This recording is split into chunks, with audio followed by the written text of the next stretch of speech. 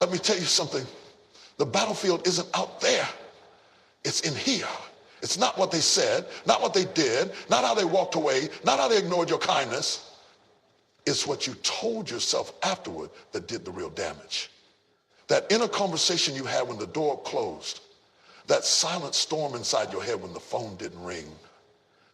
You've been rehearsing wounds, replaying offenses, and relieving moments that you should have released a long time ago. You keep telling yourself, they don't respect me, and now you're mad. You keep telling yourself, they're always trying, and now your chest is tight. You keep saying, they're trying to make me look small, and now you're reacting like you've got something to prove. But can I say this? You will never walk in real peace until you learn how to master your internal dialogue, until you learn how to speak to yourself. Because here's the truth. It's not their behavior that breaks you. It's your interpretation of it. Some of y'all are fighting ghosts. They're already gone, but you're still mad. They moved on, but your spirit is still in the argument. They said it once, but you've repeated it 1,000 times in your own mind. Hear me? You have to stop letting the echo of other people's opinions become the voice of your truth. What does God say about you? What do you believe about yourself? When the fire comes, when the insult lands, when the disrespect hits, what's your response to yourself? You can't stop people from being petty. You can't stop people from being broken. You can't even stop them from throwing shade. But what you can stop is the way you digest it. See, every time you rehearse that offense in your mind, you're feeding the flame. Every time you tell yourself they're always against me, you're watering that weed. Every time you say, I'll show them, you're handing over your power in exchange for a wound that won't heal. That's why I say, speak peace to yourself. Speak truth to yourself. When they walk out, tell yourself, God has something better. When they insult you, tell yourself, that ain't who I am. When they lie, tell yourself, truth doesn't need applause to stand. You don't need to argue. You don't need to prove your worth. You don't need to clap back or post a response. Your spirit is too expensive to spend it on cheap battles. You've got too much destiny ahead to keep getting detoured by every dog that barks on the road. And I know it's hard. I know it hurts when people you loved don't love you back. I know the sting of being overlooked, the ache of being misunderstood. But don't let that pain become your inner playlist. Don't let a temporary rejection become a permanent script. Because if the enemy can destroy you with what they did, he'll try to destroy you with what you think about what they did. And some of you are under siege, not by the enemy outside, but by the enemy within. You're so angry, not because you're weak, but because you're giving your thoughts permission to roam wild. You've got to take back the wheel, errors the lies, challenge the narratives, silence the noise. You've got to wake up in the morning and speak life into your own spirit. I'm not what they said. I'm not what I lost. I'm not who they walked away from, how they treat you. It's not connected to how they respond to you. It's not dependent on how they see you. You've got to stop giving people the power to set your value. They didn't create you. How can they define you? And I get it. I know what it's like to bend over backward trying to make someone love you. I know what it's like to shrink yourself to fit inside someone else's comfort zone, to keep quiet so they don't feel threatened, to dim your light so they don't feel insecure, to tolerate things that make you ache inside just so you won't be alone. But what did that ever get you but tired and empty? Let me say this plainly. You are not responsible for managing other people's emotional immaturity. You are not required to earn the right to be respected. You do not have to perform for love. You don't have to change yours. You got a life to live that's too big to be bothered by small things. And when you master your thoughts, no one can master your mood. You've been walking around with your head down, not because you're not worthy, but because somewhere along the line you believed a lie. You let someone else's brokenness define your beauty. You let someone else's silence define your value. You let someone else's insecurity start to echo as your truth. Imagine that's in the landscape of the earth. And I came to break that lie right now. Let me ask you something. Why do you keep letting people who don't even love themselves tell you how to feel about you? Why do you keep waiting on validation from people who couldn't even recognize your worth if it sat in their lap? Can I tell you something that will free your soul? I am fearfully and wonderfully made. I am chosen. I am anointed. I am healed. You got to anchor yourself in truth, because life is going to come for your peace. People are going to come for your joy. But when you've trained your mind to sit still in the presence of chaos, when your thoughts are guarded and your heart is rooted, you can walk through the fire and not be burned. So don't tell me you can't do it. Don't tell me you can't forgive. Don't tell me you can't move on. Don't tell me you can't let go. You can. But you got to rewire the voice in your head. You got to teach your soul how to speak peace louder than your pain. Let them say what they want. Let them act how they want. Let them be who they are. But as for you, you've got work to do. You've got purpose to fulfill. You've got a mind to renew, a left to be accepted. That's slavery, not love. That's bondage, not relationship. That's manipulation, not friendship. And hear me, if someone has a problem with you shining, then they were never meant to walk with you in the first place. You were never created to be someone else's mirror.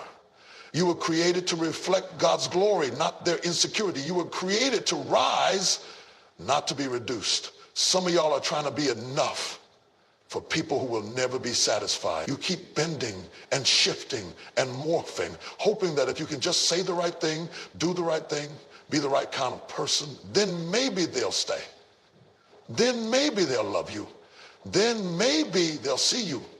But let me tell you something real. It is not your job to convince someone to love what they can't recognize. If they can't see you, it's not your failure, that's their blindness. If they can't handle you, that's not your flaw, that's their limitation. Don't you dare make yourself smaller so somebody else can feel big. You don't owe anyone an explanation for being who you are. You don't need to apologize for your strength. You don't need to hide your calling, your gift, your light, your voice, just so someone insecure won't feel exposed. You were born to stand out, not to blend in. You were born to disrupt, not to disappear. And here's where the real freedom comes: when you stop trying to extract your value from external behavior. When you finally understand that how they treat you is not a reflection of who you are, it's a reflection of where they are. Hurt people, if you let their brokenness bleed on you, you'll start to think you're the one who's cut. But you're not. You're whole. Even if they never say thank you, even if they never apologize, even if they never show up, even if they never recognize your worth, you are still who you are. Their inability to honor you doesn't diminish your anointing. Their refusal to love you right doesn't cancel your identity. You are still chosen, still loved, still called, still enough. And once you know that, really know that, you stop reacting. You stop chasing closure. You stop needing their validation. You stop arguing to prove a point. You stop being triggered every time someone treats you poorly, because now you realize, oh, wait a minute. You don't get to define me. Your opinion is not a prophecy. Your behavior is not my mirror. Be whole. It's already inside of you. And when you know who you are, nobody else gets to rewrite your value. There comes a moment in your life where you have to decide, am I going to keep reacting to everything that tries to pull me out of character? Or am I going to rise to the level of who I was created to be? Because every day you wake up, there's going to be something that tries to bait you. A look, a comment, a lie, a disrespect. Something is always waiting to test your patience, to press your buttons, to get under your skin. But hear me, it's not the bait that defines you, it's your response You don't have to take the bait. Some of you have been living your whole life reacting. And when you live reactive, you give your power away. One wrong word and now you're in a rage. One disrespectful tone and now your peace is gone. Inconsistency is not my truth. So you can roll your eyes. You can ignore my call. You can leave the text on red. You can walk away without explanation. That's fine. That's your choice. But I won't be moved. I won't beg. I won't break. I won't bend to win back someone who was never built to walk with where I'm going. I've outgrown the need to be liked by people who don't like themselves. Because when I finally detach my worth from your behavior, I found my freedom. When I stopped needing your praise, I found my peace. When I stopped expecting you to feel what only God can feel, I found my power. You want to never be bothered by people again? Then settle this in your spirit. You are already enough. You don't need their validation. You don't need their applause. You don't need their presence. Everything you need to. One person cuts you off in traffic and your whole day is ruined. That's not power. That's emotional slavery. And it's time to break free. See, the enemy doesn't have to destroy you if he can just distract you. He doesn't have to take your destiny if he can just keep you defending your ego. Some of you are so caught up trying to prove a point, trying to get your lick back, trying to make sure nobody plays with you, that you've forgotten you were never meant to fight every battle. Every argument is not yours to answer. Every offense is not yours to carry. Every attack is not worthy of your energy. Sometimes the greatest show of strength is silence. Sometimes the most powerful move is to keep your peace while everything around you is trying to shake you. You know why that bothers you so much? Because you haven't yet learned how to stand in your identity when someone challenges your image. You haven't settled within yourself that who you are is not up for debate. So every time someone questions you, every time they slight you, every time they minimize you, you feel the need to correct it, to clap back, to make it known that you're not the one. But listen, when you truly know who you are, you don't have to prove it. Let them talk. Let them assume. Let them twist your name. Let them walk away. You're not obligated to chase people who don't value peace. And you're not called to explain yourself to people committed to misunderstanding you. Some of you are in a constant fight because you haven't realized your peace is more important than your pride. You're still trying to win arguments that don't matter. You're still trying to prove things to people who have no impact on your purpose. You're still carrying offenses from people who aren't even thinking about what they did to you. But while you're holding on to what happened, you're letting go of your joy. Can I tell you something? You don't have time to be offended. You don't have time to be petty. You don't have time to waste another day upset over people who don't even have access to where you're going. You have purpose. You have assignment. You have work to do. And the enemy knows if he can get you stuck in emotional cycles, you'll never move forward in spiritual progress. So what do? You stop letting people rent space in your mind. You stop replaying the moment. You stop replaying the moment. You stop needing to fix what they think. And you start protecting your peace like it's your most valuable posse, because it is. Peace is not passive. Peace is not weak. Peace is power under control. Peace says, I see what you're doing, but I'm not coming down there. I hear what you're saying, but I'm not going to match your energy. I feel the sting, but I choose not to strike. That's real power. They expect you to be loud. They expect you to snap. They expect you to fight back. But what confuses the enemy is when you calm. What confounds your critics is when you don't move. What silences your haters is when you stay in peace. You don't owe everyone a reaction. Your silence doesn't mean you're weak. It means you're wise. It means you've learned that sometimes peace is more productive than being right. That sometimes letting it go is stronger than getting them back. That sometimes maturity is walking away from the fire instead of feeding it. So the next time someone disrespects you, ask yourself, does this deserve my peace? The next time they lie on you, ask yourself, is my purpose worth more than this moment? The next time they try to stir the pot, ask yourself, is this worth stepping down from the place God raised me to? The truth is, not every battle is sent to break you. Some battles are sent to test you, to see if you're still controlled by your emotions, to see if you've matured beyond needing revenge, to see if you can sit at the table while the enemy watches and still not lose your composure. If you want to walk in true peace, you have to be willing to disappoint people who want drama.